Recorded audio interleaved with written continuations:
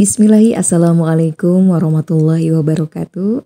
Bertemu kembali bersama dengan saya Ibu Melani Ida Marini dan sekali lagi masih tetap dengan pelajaran sosiologi ya.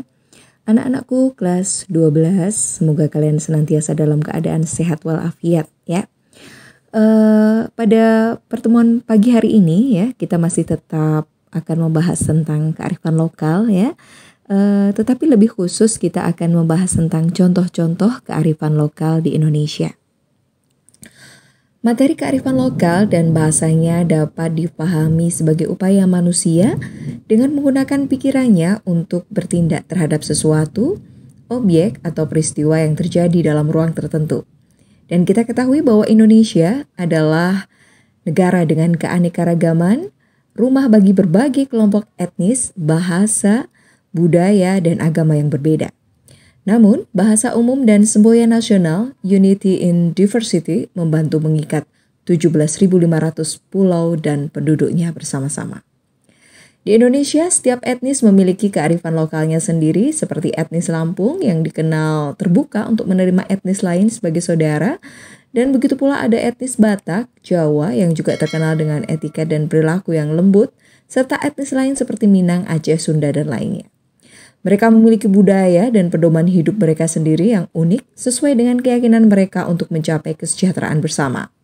Nah, anak-anakku semuanya, untuk memperluas pengetahuan kita tentang keberagaman kearifan lokal tersebut, maka pada kesempatan hari ini kita akan membahas ya beberapa contoh kearifan lokal yang ada di Indonesia ya. Mari kita simak bersama-sama.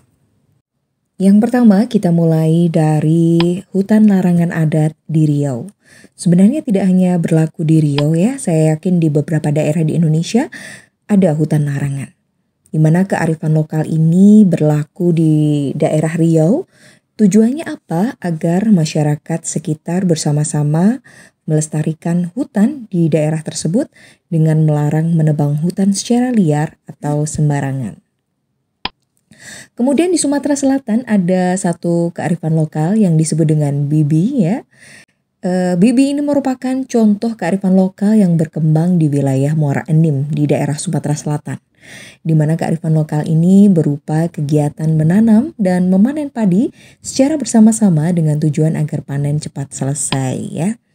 Kemudian selanjutnya di wilayah Lombok Barat dan Bali ada satu kearifan lokal yang disebut dengan awi-awi ya.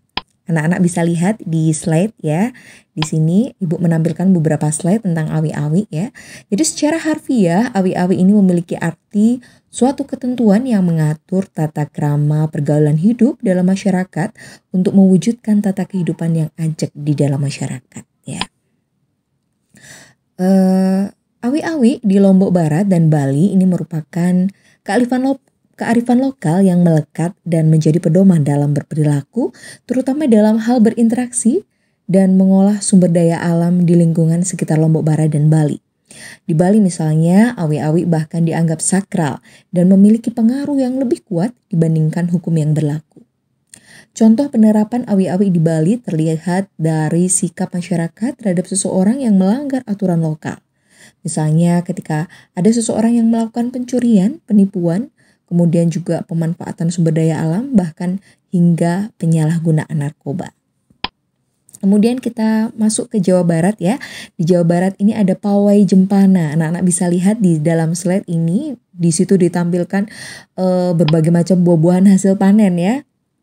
Nah, kalau kalian berkunjung ke daerah Bandung, Jawa Barat, kamu akan menemukan sesuatu yang cukup menarik.